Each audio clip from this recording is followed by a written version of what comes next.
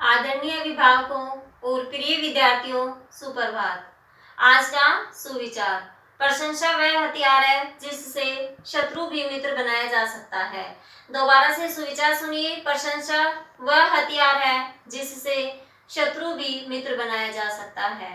तो बेटा, अभी तक हम हिंदी ग्रामर के चैप्टर पढ़ रहे थे और हमने हिंदी ग्रामर के चैप्टर 11 पाठ पढ़ चुके हैं, विशेषण तक। अब बीच बीच में आपको जैसे निबंध पत्र मैं ये कराऊंगी और एक दो चैप्टर और हैं आपके बाकी, फिर आपका ग्रामर का भी वर्क कंप्लीट हो जाएगा। अब पहले हम थोड़ा सा अपना रीडर का पढ़ेंगे। आज हम रीडर के 9 चैप्टर पढ़ चुके हैं, ठीक है बेटा। आज हम चैप्टर, हमारा पाठ है जो 10 है और वो उसका शीर्षक है कामचोर। हाँ, तो हमारे जो शीर्षक है बेटा कामचोर, और इसकी लेखिका है इस्मत चुगताई, ठीक है बेटा। ये एक तरह से क्या है कि कामचोर, ये लेखिका एक अपने बचपन की ही कहानी बता रही है इसमें, कि जब वो छोटी थी तो उसके घर में, परिवार में बहुत सारे बच्चे भी थे और उनके परिवार वाले सारे, जैसे कि संयुक्त परिवार होता है ना, इस तरह से सारा परिवार बहुत बड़ा परिवार था। तो वो अपने बचपन की कहानी इसमें बता रही है। तो पहले मैं पाठ से संबंधित कुछ कठिन शब्द आए हैं वो उनके अर्थ बता देती हूँ, फिर मैं इस पाठ का सार आपको बताऊंगी। तो देखिए, सबसे पहले दबेल। दबेल का अर्थ होता है डब्बू। घमासान, घोर या भयानक। फरमान, राजाज्ञा। राजाज्ञा मतलब राजा की आज्ञा। तनख्वाह, वेतन या पगार। फर्शी, फर्श पर बिछी हुई, जिसे हम कालीन वगैरह कह सकते हैं, या जैसे मैट वगैरह जो डालते हैं ना वो। धुआंधार, ताबड़ तोड़। कुमक, फौजी टुकड़ी।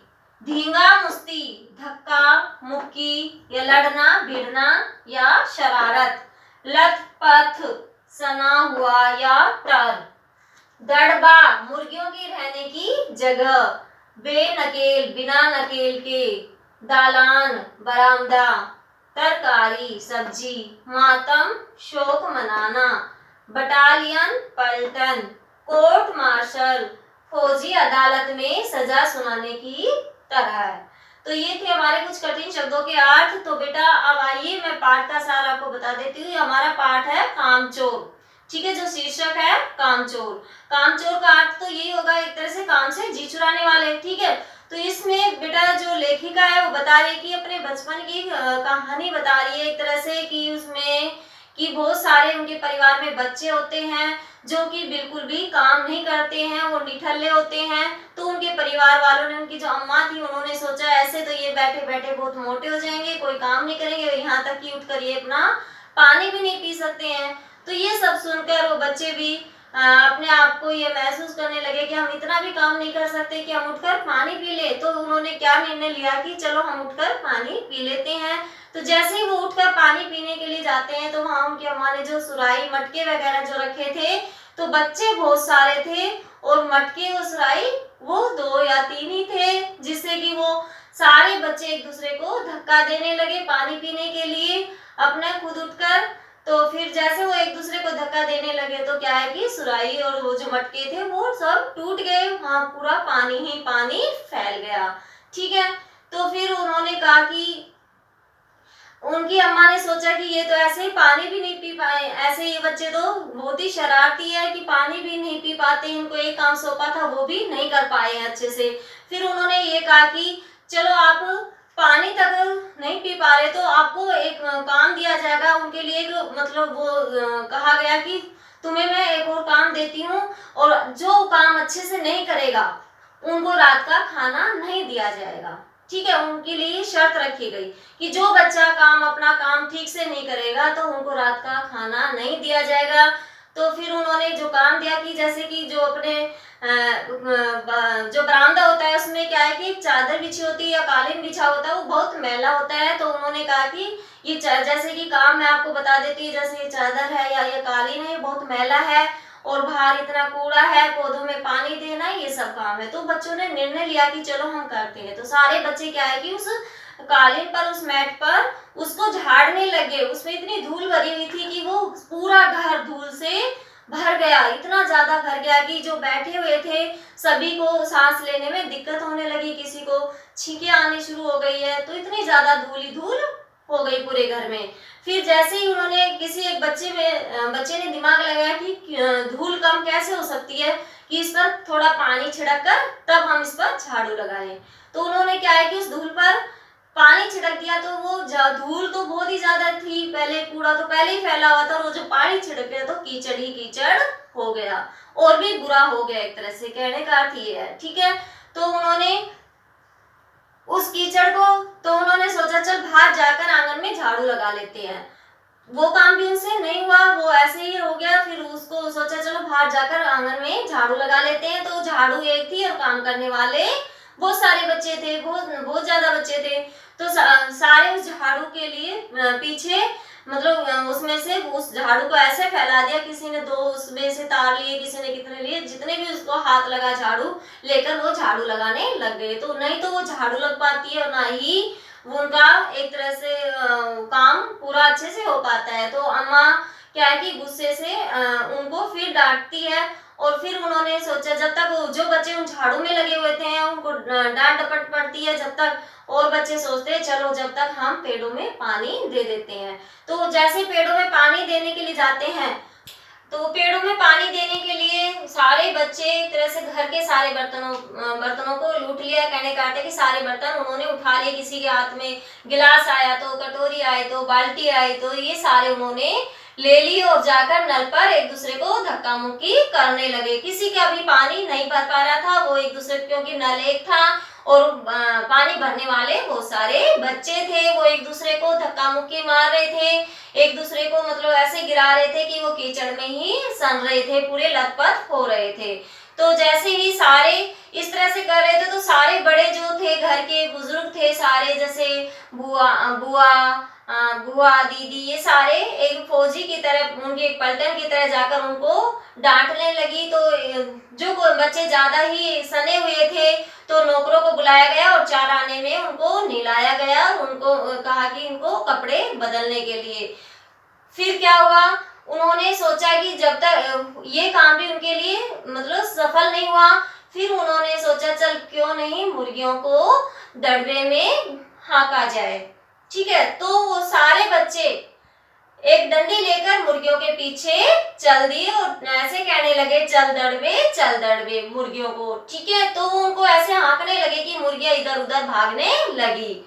जब कोई भी ऐसे हम पशुओं या किसी के ऐसे छोटे जानवरों को हम डंडी से मारेंगे तो वो ऐसे ही करेंगे, इधर उधर ही दौड़ेंगे। ठीक है, तो वो इधर उधर दौड़ने लगी। तो मुर्गी क्या है कि वहां पे खीर के जो कटोरे वगैरह रखे हुए थे, वहीं पर एक अम्मा ने अपना पानदान खोला हुआ था, जिसमें पान का जो खाने पीने का जो सामान होता था उनका, पान सुपारी का, वो खोला हुआ था, और दाल का वो भी रखा हुआ था, पतीला भी रखा हुआ था। तो उन्होंने जैसे वो खीर, एक जो मुर्गी है दौड़कर गई तो वो खीर के कटोरे पर गिर गई और सारे कटोरे वटोरे इधर उधर नष्ट कर दिए। वो कटोरा एक उछल कर उसकी दीदी के मुंह पर गिर गया और वो सारा उनका क्या है कि खीर ऐसे हो गया कि जैसे वो खीर से नहा ली। ठीक है, तो फिर उसने क्या किया कि फिर एक मुर्गी दाल के पतीले में गिर गई और दाल के पतीले में गिरकर वो ऐसे उछलकर एक जो नाली वगैरह बना देते हैं ना अपने घर में, मोरी बोलते हैं जिसे, वो वहां जाकर गिरी उछलकर। और वहां पर उनकी मौसी क्या है कि अपना मुंह धो रही थी और वो ऐसे उछली उस नाली में कि उस नाली का कीचड़ उनके मुंह पर ही लग गया पूरा। तो इस तरह से कि उन्होंने इस काम से भी बच्चों ने अपनी हार मान ली, वो ये भी पूरा अच्छे से नहीं कर पाए। तो कुछ बच्चे इसमें लगे हुए थे और कुछ सोच रहे थे चलो जब तक हम क्यों नहीं भेड़ों को दाना खिला दें। ठीक है, तो अभी तक जिन्होंने ये काम किया कोई भी उनका काम सफल नहीं हो रहा था। फिर उन्होंने दाना, क्योंकि बच्चे ज्यादा थे और जो काम था उसके लिए इतना मतलब वो नहीं, कहने का अर्थ है कि जो उनके लिए जो सामग्री थी वो कम थी।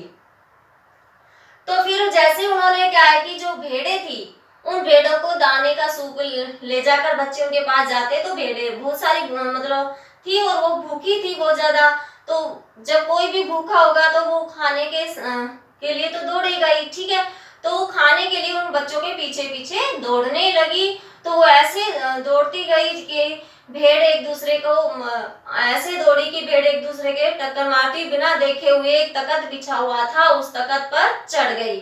और उस तख्त पर उस दीदी का क्या है कि दुपट्टा बिछा हुआ था, वो दुपट्टा एक तरह से जिसमें हम कढ़ाई बुनाई का काम करती थी उसकी दीदी, वो ऐसे तख्त पर बिछा रखा था और उस पर वो भेड़े चढ़ गई बगैर देखे।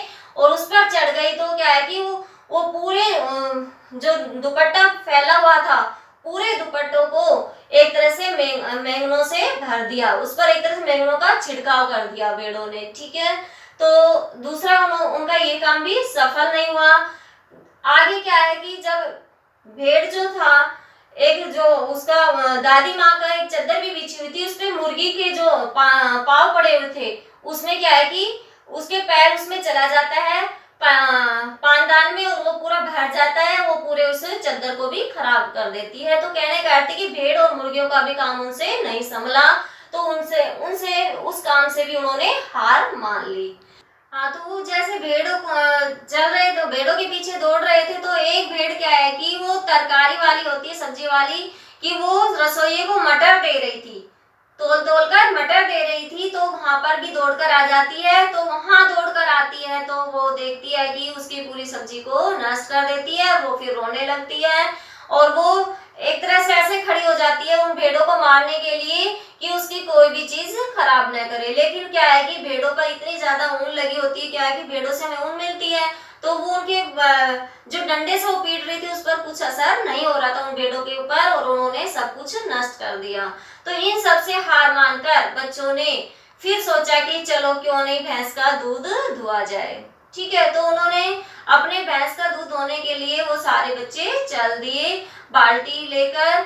भैंस के 4 थन होते हैं लेकिन बच्चे बहुत सारे थे, तो इतने सारे बच्चों को देखकर भैंस भी क्या है कि एक तरह से वो कहते हैं ना कि चिंगर गई एक तरह से भैंस। वो देखकर इतने सारे बच्चों को जब इतने सारे उनके थन में हाथ देंगे तो वो चारों पैर से कूदने लगी, चारों पैरों से कूदने लगी। तो उन्होंने एक बच्चे ने सोचा कि उन्हें इनके पैर बांध दिए जाए चारपाई से, तो उन्होंने 2 पैर तो उनके चारपाई से बांध दिए थे, 2 पैर बांधे, आगे वाले पैर बांधने की कोशिश कर रहे थे जब तक भैंस तो और भी ज्यादा मतलब उछलने लगी और वो क्या है कि उस चारपाई को लेकर दौड़ पड़ी और बाल्टी को इस तरह से लात मारा कि वो गोबर में जाकर गिर गई। ठीक है, तो फिर वो क्या है कि जो उसके चारपाई पर उसके चाचा सोए हुए थे, उन बच्चों के चाचा सोए हुए थे, तो चाचा एक बार तो ये सपने ले रहे थे कि शायद वो कहीं तूफान में फंस गए, उनको ऐसा लगा। लेकिन जब उसको असलियत पता चला कि ये सब क्या हो रहा है मेरे साथ, कि उनको एक भैंस के साथ बांध रखा है, ये सब असलियत पता चलने के बाद उन्होंने कहा कि रोको इनको, किसी तरह रोको। तो वो बच्चे किसी एक बच्चे को दिमाग आया कि क्यों नहीं इसके बछड़े को या इसके बच्चे को भैंस के बच्चे को खोल दिया जाए, क्योंकि जब भैंस अपने बच्चों को देखकर उनको प्यार आ जाता है और वो वहां रुक जाती है और उनको दूध पिलाने लग जाती है। तो एक बच्चा उसको क्या है कि उस बछड़े को या बच्चे को खोल देता है भैंस के बच्चे को, और वो भैंस वहीं एक जगह खड़ी हो जाती है और वहां उसको दूध पिलाना शुरू कर देती है। तो सारे बच्चे फिर एक कटोरी कोई गिलास इस तरह से लेकर आते हैं, तो बच्चा भी एक तरफ बछड़ा पीता रहता है, दूसरी तरफ वो उसमें निकालते हैं, तो वो निकल भी नहीं पाते क्योंकि बहुत सारे बच्चे होते हैं, वो एक दूसरे को धक्का मारते रहते हैं जब तक वो बछड़ा सारा दूध पी जाते हैं। फिर लास्ट में क्या है कि नानी ये उनकी अम्मा यही कहती है कि या तो इन बच्चे लोग को कायम रख लो या मैं अब अपने घर या मायके चली, क्योंकि वो परेशान आ चुकी थी इन सब बच्चों से। उन्होंने कहा कि इनको मतलब काम करने से या तो बंद कर दीजिए कर दो या फिर मैं अपने घर चली जाती हूँ। तो बच्चों ने उन्होंने यही कहा कि एक तरह से कि उनको सबको ये बताया गया कि उठकर कोई भी बच्चा पानी तक भी नहीं लेगा, अपनी जगह से हिलेगा भी नहीं। उनको ये चेतावनी दी गई, अगर कोई भी बच्चा अपनी जगह से हिला या उठकर पानी लिया तो उनको एक तरह से रात का खाना भी नहीं मिलेगा, कुछ नहीं मिलेगा, उनको एक दोबारा से ये सजा दी गई। ठीक है, तो इस तरह से क्या है कि ये हमारी कहानी थी, बहुत ही मनोरंजन कहानी है बेटा। अगर इसको पढ़ोगे तो आप इतना हंस हंस के लोटपोट हो जाओगे। पाठ बहुत ही एक हंसी का पात्र है, बहुत ही ज्यादा, तो आपको इसको पढ़ना है और समझना है। तो ये था हमारा पाठ, और एक तरह से देखा जाए तो इस पाठ से हमें शिक्षा ये मिलती है कि बेटा हमें बच्चों को ऐसी आदत डालनी चाहिए शुरू से ही कि वो अपना काम तो स्वयं कर ले। ठीक है, ऐसे नहीं कि वो बैठे रहे अपना काम स्वयं कर लेंगे, तो कम से कम वो दूसरों पर निर्भर नहीं रहेंगे। तो ये था हमारा पाठ। इस पाठ से संबंधित कुछ शब्दार्थ दूंगी लिखने के लिए, वो सब लिखना है और पाठ को पढ़ना है। धन्यवाद।